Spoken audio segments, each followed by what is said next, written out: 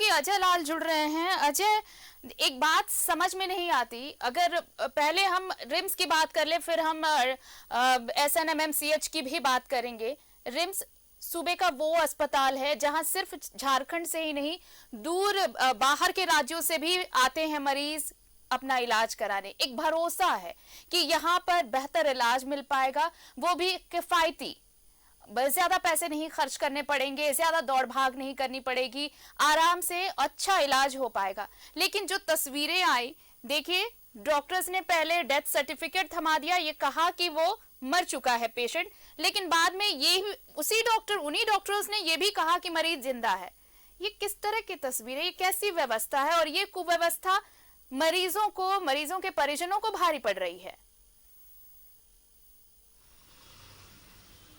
देखिए आरती, मुझे लगता है कि तमाम लोग जितने भी स्वास्थ्य विभाग से जुड़े अधिकारी हैं, डॉक्टर हैं, वो अपनी अकाउंटेबिलिटी भूल गए हैं, वो धर्म भूल गए हैं, कर्तव्य भूल गए हैं इंसानियत के प्रति।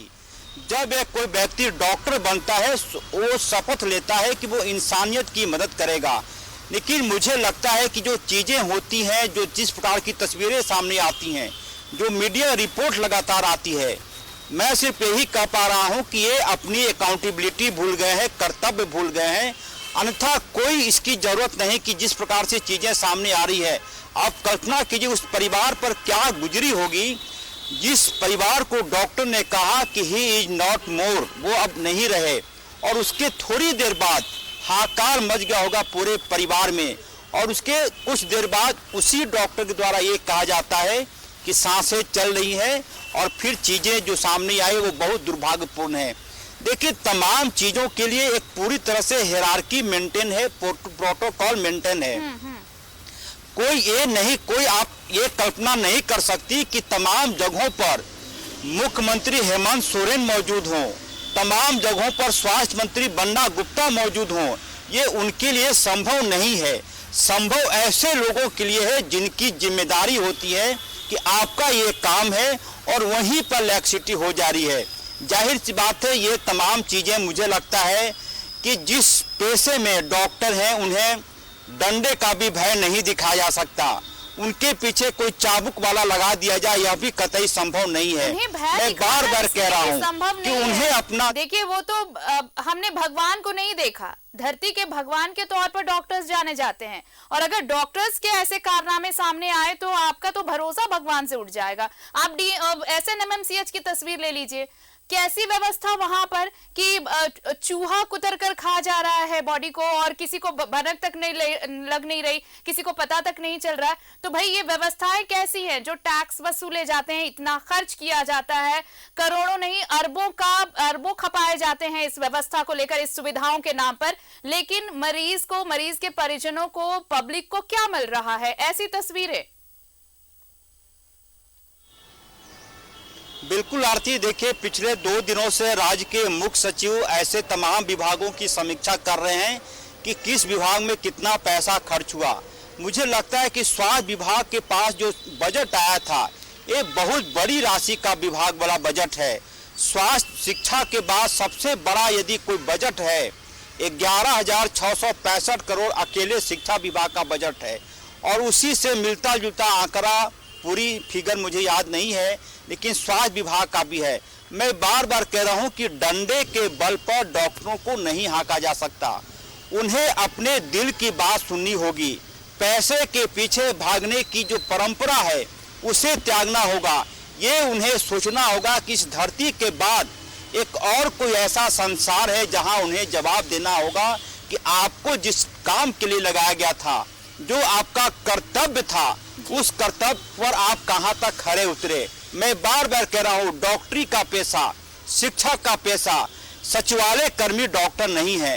कोई शिक्षक सचिवालय कर्मी नहीं है कि उनका अटेंडेंस देखा जाए कि आप 9 बजे आए तो क्यों नहीं आए।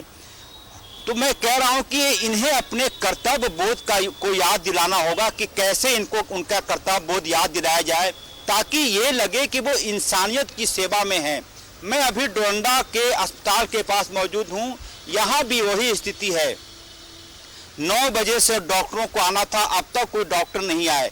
अब कल्पना कीजिए कि यहाँ पर कोई डंडा वाला मौजूद हो जाए और डॉक्टरों को डांट के बोले कि आप अब तक क्यों नहीं आए, तो ये कतई इस प्रकार के पेशे से जुड़े वो नहीं है कि उन्हें डंडे के बल पर, चाबुक के बल पर उनसे काम लिया जाए।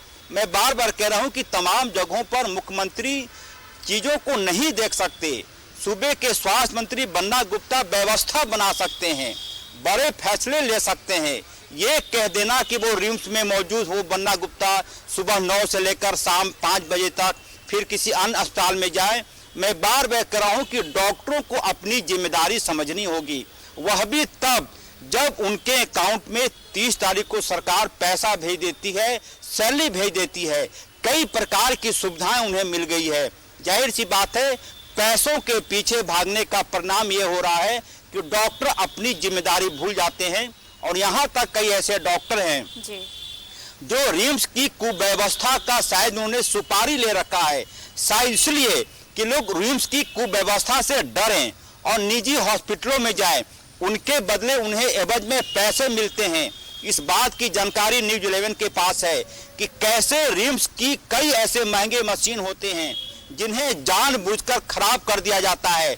और इनकी निजी और जो ये हॉस्पिटल सारी है, चीजें जो सामने आई हैं, तस्वीरें जो सामने आई हैं, चाहे आप डेथ सर्टिफिकेट वाला मसला ले ले, या फिर ये कि जो सर्जरी होते हैं या फिर जो ट्रीटमेंट होता है उनके लिए जो इक्विपमेंट्स मंगवाए जाते हैं वो मनचाहे दुकानदार से ही मंगवाए जाते हैं। ये सारा किस्सा एक अजब सी कहानी बयां करती है स्वास्थ्य विभाग की। और आपने बिल्कुल सही कहा, मुख्यमंत्री सारी चीजों को नहीं देख सकते, स्वास्थ्य मंत्री योजनाएं बना रहे हैं, स्वास्थ्य मंत्री चीजों के लिए निर्देश जरूर दे रहे हैं, लेकिन उन चीजों का इंप्लीमेंट कैसे होगा, ये जो ग्राउंड पर जो कर्मचारी हैं, चाहे वो डॉक्टर्स कह ले या स्टाफ कह ले, मेडिकल स्टाफ कह ले, ये उनके हाथ में है। और ये सुनिश्चित कराने के लिए फिर से मॉनिटरिंग की जरूरत जरूर होगी अजय, तभी ये व्यवस्था, ये कुव्यवस्था ये सुधर पाएगी, व्यवस्था लौट पाएगी पटरी पर। बहुत बहुत शुक्रिया तमाम बातचीत के लिए और तमाम जानकारी के लिए आपका।